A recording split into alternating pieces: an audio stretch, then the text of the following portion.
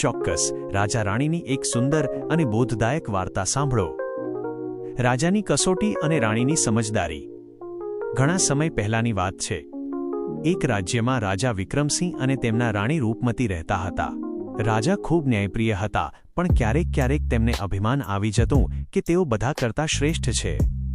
રાણી રૂપમતી ખૂબ જ સમજદાર અને શાંત સ્વભાવની હતા। એકવાર રાજાએ રાજ્યમાં જાહેરાત કરી કે આજે હું એક એવી વસ્તુ શોધીને લાવીશ જે દુનિયાની સૌથી કિંમતી હશે। રાજા આખો દિવસ ફર્યા, કિંમતી હીરા માણેક જોયા, પણ તેમને કંઈ ખાસ ન લાગ્યું। થાકીને તેઓ મહેલ પર પાછા આવ્યા।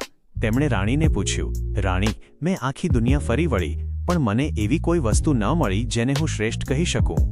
તમે જ કહો, દુનિયામાં સૌથી કિંમતી શું છે? રાણીએ હસીને કહ્યું, મહારાજ, કાલે સવારે હું તમને એ વસ્તુ બતાવીશ। બીજા દિવસે રાણીએ રાજાને ગામના પાદરે આવેલા એક વૃદ્ધાશ્રમમાં લઈ ગયા। ત્યાં એક માળી ખૂબ બીમાર હતા। રાણીએ પોતાની સાથે લાવેલું મીઠું પાણી અને થોડો ખોરાક એ માળીને પોતાના હાથે ખવડાવ્યો। માળીની આંખમાં આંસુ આવી ગયા અને તેમણે રાણીને પ્રેમથી આશીર્વાદ આપ્યા। તે આશીર્વાદની જે આભા હતી તે આખા ઓરડામાં પ્રસરી ગઈ। રાણીએ રાજાને કહ્યું, મહારાજ, પેલા હીરા માણેક તો જમીનમાંથી મળે છે, પણ આ નિસ્વાર્થ પ્રેમ અને બીજાની સેવા એ દુનિયાની સૌથી કિંમતી વસ્તુ છે। જે વસ્તુ બીજાના ચહેરા પર સ્મિત લાવે તેનાથી મોટી સંપત્તિ બીજી કોઈ નથી। રાજાની આંખો ખુલી ગઈ।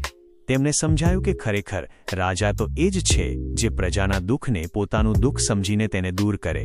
ત્યાર પછી રાજાએ પોતાનું જીવન લોકોની સેવામાં સમર્પિત કરી દીધું। બોધ: ધન દોલત તો હાથનો મેલ છે, પણ બીજાની મદદ અને પ્રેમ જ જીવનની સાચી મૂડી છે। તમને આ રાજા રાણીની વાર્તા કેવી લાગી? શું તમે કોઈ બીજી ઐતિહાસિક વાર્તા સાંભળો?